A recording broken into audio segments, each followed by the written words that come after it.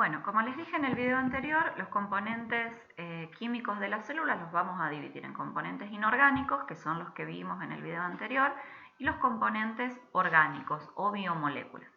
Dentro de las biomoléculas tenemos 4 tipos: los hidratos de carbono, los lípidos, las proteínas y los ácidos nucleicos.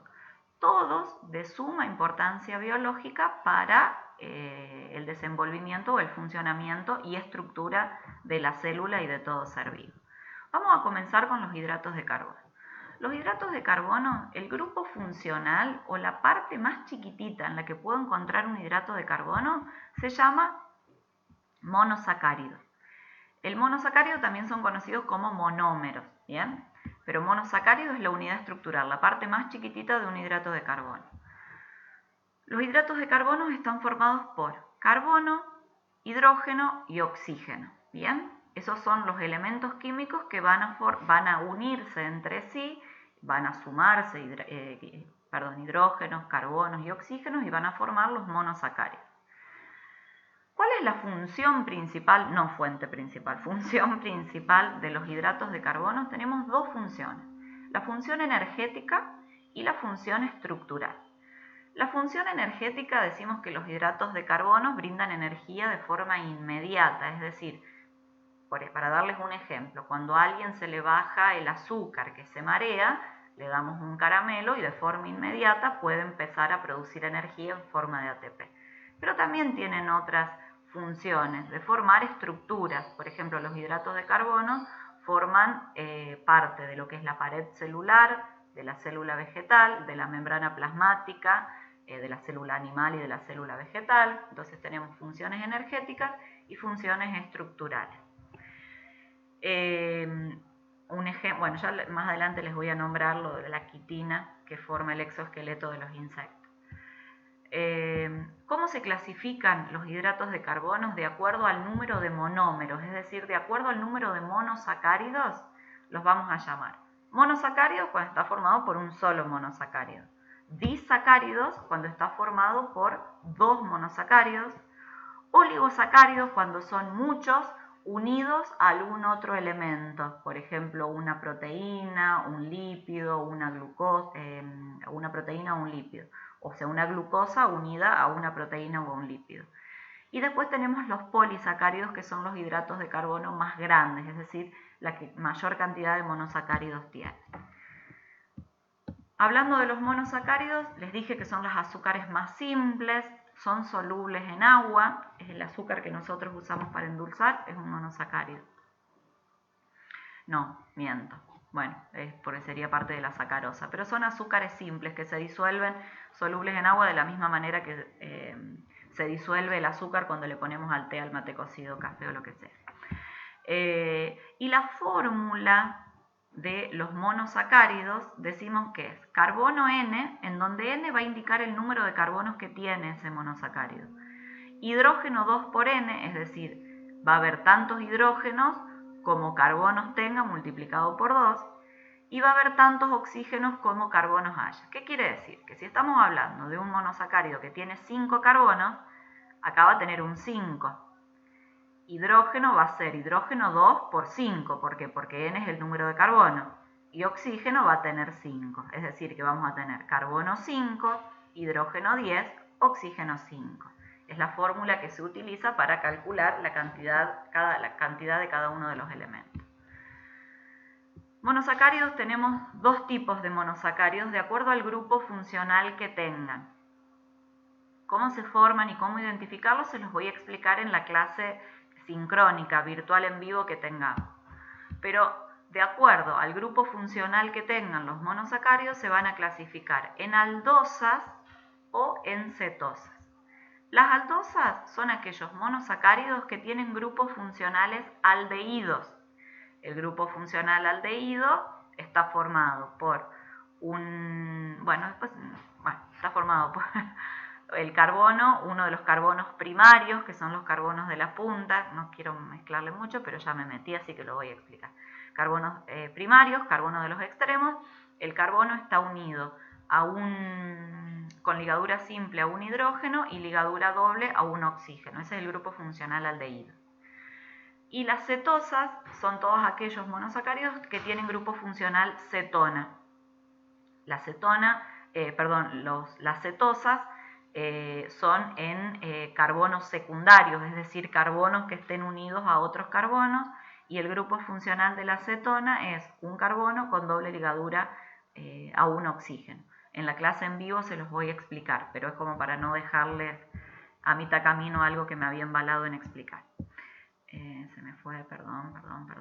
Bueno, entonces, de acuerdo al grupo funcional que tengan, tenemos aldosas, grupo funcional aldehído, cetosas, grupo funcional cetona. De acuerdo a la cantidad de carbonos que tengan los monosacáridos, vamos a clasificarlos en triosas cuando tienen 3 carbonos, pentosas tienen 5 carbonos, hexosas tienen 6 carbonos. Estas triosas pueden ser con grupo funcional aldehído o con grupo funcional cetona. Por ejemplo, el gliceraldehído es una triosa con grupo funcional aldehído, es decir, que es una aldosa de 3 carbonos.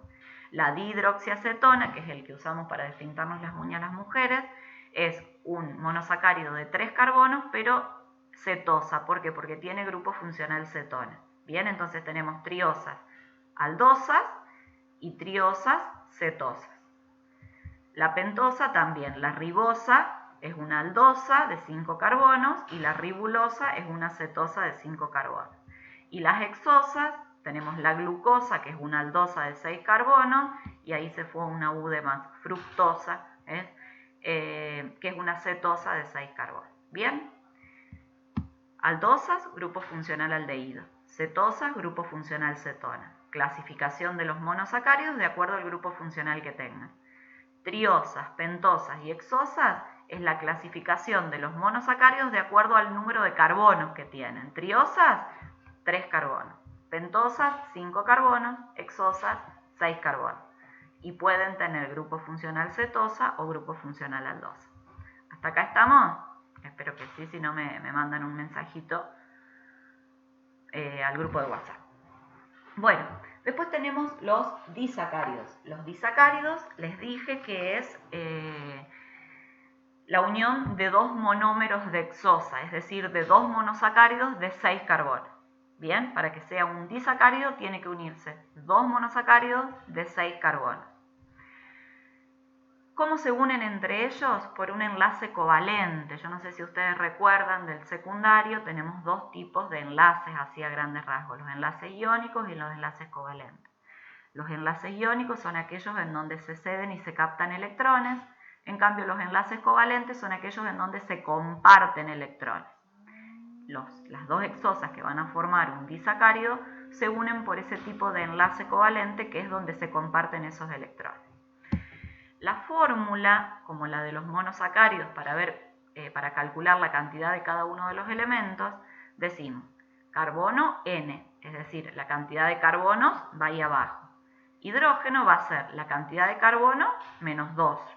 Y oxígeno va a ser la cantidad de carbonos menos 1.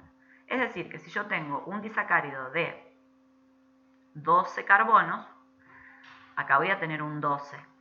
Hidrógenos va a ser N, que sería 12 menos 2, voy a tener 10 hidrógenos, y oxígeno voy a tener N, que serían los 12 que tengo acá, menos 1, es decir que voy a tener 11. Un disacárido de 12 carbonos va a tener 12 carbonos, 10 hidrógenos, 11 oxígenos. Bien, eso me sirve para calcular la cantidad de cada uno de los elementos. Los disacáridos, ¿qué importancia biológica tienen? Es la forma de transporte de hidratos de carbono dentro de las plantas, ¿sí? Dentro de las plantas se transporta la sacarosa, por ejemplo. O también tenemos la lactosa, que es un disacárido importante, que es el disacárido que se encuentra en la leche, es el azúcar de la leche. Dijimos que los disacáridos están formados por 2 monosacáridos. Por ejemplo, la sacarosa está formada por la glucosa y la fructosa. Si uno glucosa y fructosa, me va a dar la sacarosa. ¿Por qué? Porque la glucosa es un monosacárido, la fructosa es un monosacárido, que cuando se unen me van a formar la sacarosa. La lactosa, que les dije que es el azúcar de la leche o el hidrato de carbono de la leche, está formada por la glucosa, que dijimos que es un monosacárido, y la galactosa, que es otro monosacárido muy importante. Entonces, si se une una glucosa con una galactosa, me va a formar el azúcar de la leche, la lactosa. La maltosa se forma con glucosa, con 2 moléculas de alfa-glucosa. Y la celobiosa, que es el disacárido que después va a dar origen a todo lo que es la parte de pared celular, está formado por 2 moléculas de glucosa, pero de beta-glucosa. Es decir, para formar la maltosa se une una alfa-glucosa con una alfa-glucosa, y para formar la celobiosa se une una beta-glucosa con una beta-glucosa. Esa celobiosa luego va a formar el polisacárido celulosa, que es el que me va a permitir que se forme la estructura de pared celular. Bueno, tengo que ir para arriba porque los puse mal, pero acá está, acá sigo. Bien. Seguimos con los oligosacáridos. Yo les dije que son hidratos de carbono un poco más grandes, que ahí les pongo que son de 2 a 10 monosacáridos, pero sí o sí tienen que estar asociados o a lípidos o a proteínas. Y dentro de los más importantes, o dentro de los que nosotros vamos a ver a lo largo del año, tenemos los glicolípidos o glucolípidos y las glicoproteínas o glucoproteínas. Se pueden nombrar de las dos maneras. Cuando veamos membrana plasmáticas, vamos a ver que nos vamos a encontrar con esto acá, glucolípidos y glucoproteínas. ¿Bien? Generalmente tienen funciones más ligadas a lo que es, por ejemplo, el reconocimiento celular. Después tenemos los polisacáridos, muchos monómeros de hexosa, es decir, los polisacáridos son cadenas largas de monosacáridos. Dentro de los más importantes en la biología tenemos el almidón, que es la reserva vegetal, el que encontramos, por ejemplo, en la papa, es reserva de energía vegetal. El glucógeno, que es reserva de energía animal. Los animales reservan hidratos de carbono en forma de glucógeno y los vegetales en forma de almidón. Estos son de reserva energética, son polisacáridos de reserva energética, es decir, que tienen función energética. Y estos dos de acá abajo, tanto la celulosa como la quitina, son polisacáridos de función estructural. La celulosa es el polisacárido, como les dije anteriormente, que va a formar la pared celular, y la quitina es el polisacárido que va a formar el exoesqueleto, por ejemplo, de los insectos, o también está presente en el hongo, en los hongos, formando el esqueleto. Nosotros tenemos un esqueleto interno que está formado por nuestros huesos, por el calcio. Los insectos tienen lo que se conoce como exoesqueleto. La quitina forma como una pared rígida por fuera. Y acá les puse algunos de los que estuvimos nombrando para que ustedes amplíen un poquitito también este cuadro.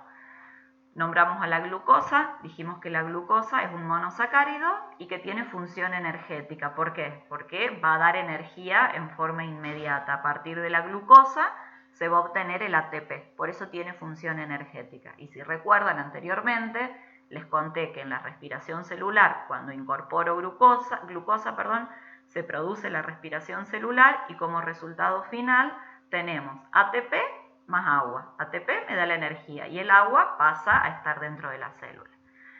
Ribosa y desoxirribosa son monosacáridos también de 5 carbonos y van a formar parte de los ácidos nucleicos. Es el azúcar de los ácidos nucleicos, es decir, del ADN y del ARN, que ya los vamos a ver más adelante. Después tenemos el glucógeno y el almidón, que son polisacáridos y tienen la función de reserva energética. ¿Qué tipo de reserva energética? Reserva energética en animales, reserva energética en vegetales. Después tenemos la sacarosa, que es un disacárido y tiene función energética. La celulosa, que es un polisacárido y tiene función estructural. Yo ahora lo que les planteo es que ustedes revisen todos los hidratos de carbono que les nombré en esta explicación y que hagan lo mismo que yo hice acá.